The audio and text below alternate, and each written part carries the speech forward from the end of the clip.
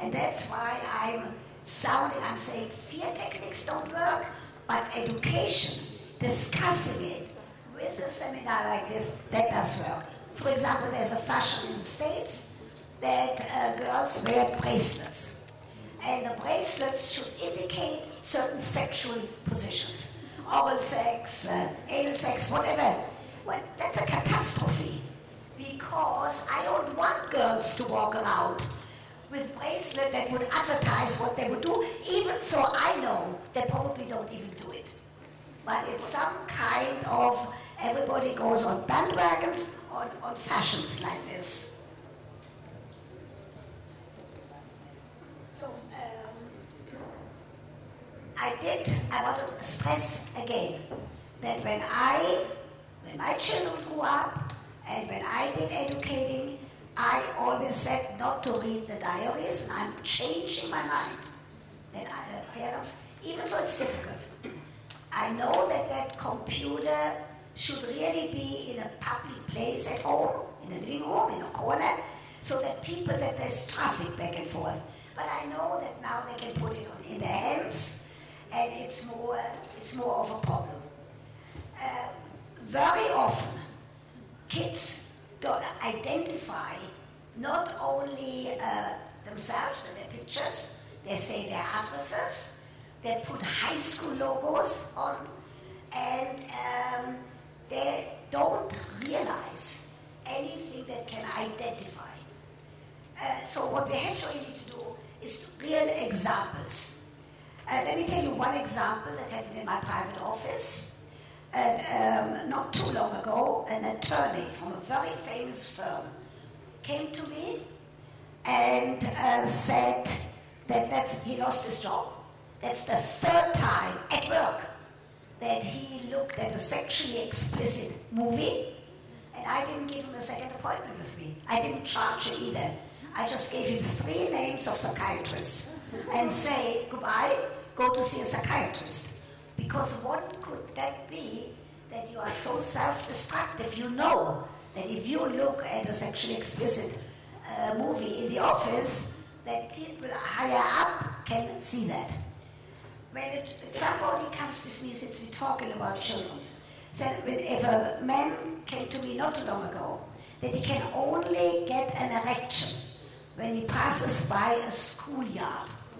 I didn't give him another appointment with me. I gave him 3 names of psychiatrists, because this is not something that a sex educator or a sex therapist can help with in this psychosexual therapy modality, which is short-term and can educate, it can help. There's some good news, I have to tell you all, that because of talks like ours, there are less unintended pregnancies in the United States. I talk only about the United States because that's where Kinsey and Masters and Johnson, Helen Singer Kaplan, who trained me, that's where my data comes from. Less unintended pregnancies, still too many, we still have to talk about it. And women have heard that people like myself, not the only one, say that a woman has to take the responsibility for her sexual satisfaction. That even the best lover, even one trained by me, can bring a woman to sexual satisfaction if she doesn't tell him or show him what she needs. Let's first bury another issue that I do talk about. Children, today girls menstruate at an earlier age. We don't know why. Some people say nutrition. But girls and boys have to know about menstruation.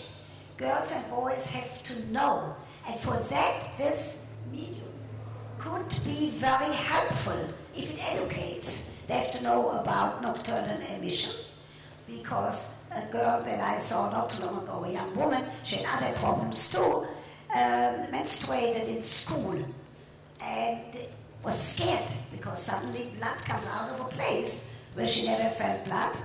And a young man that I had with some problems had a mother, she was a good mother, but she was sexually illiterate because she screamed at him at the age of 13, 14, what's the matter with you? How come you don't get up at night and go to the bathroom? How come you urinate in bed? He didn't urinate in bed. He had nocturnal emissions. He didn't know about it, and then mother didn't know about it. So very important that this internet media can be used for good education and for sexual literacy. While we are at it, while I turn it,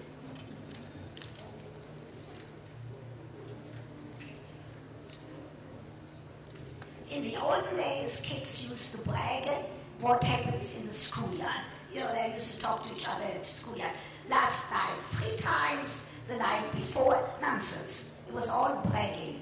But that's what happens now on that internet, and some of the kids, the other ones that read it, think that it's really the talking. Some parents and grandparents or people in the family have difficulty talking doing the sex talk. So they shouldn't do it. They should bring a book home and to get an age-appropriate book. And they have to include the value and the moral and the religious aspect that they want to impart to their youngster. They have to say it. If the youngster wants to hear it right now, it doesn't matter. They have an obligation to say it, either with an expert or somebody.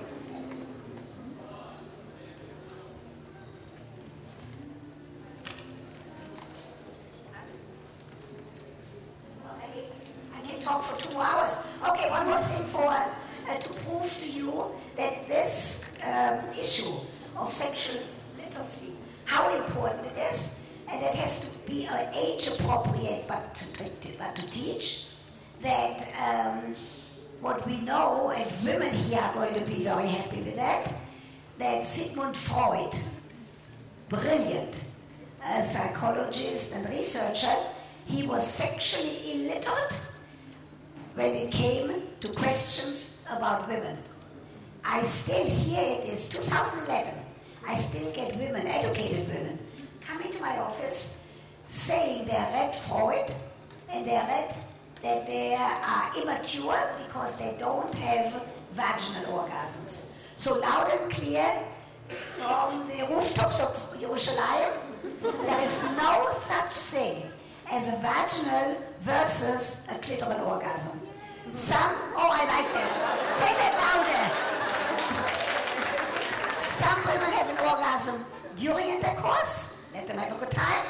Some have an orgasm where the clitoris is being stimulated either before or after intercourse, and some will learn. We have less women who don't know that. Some will learn how to teach their partner or themselves.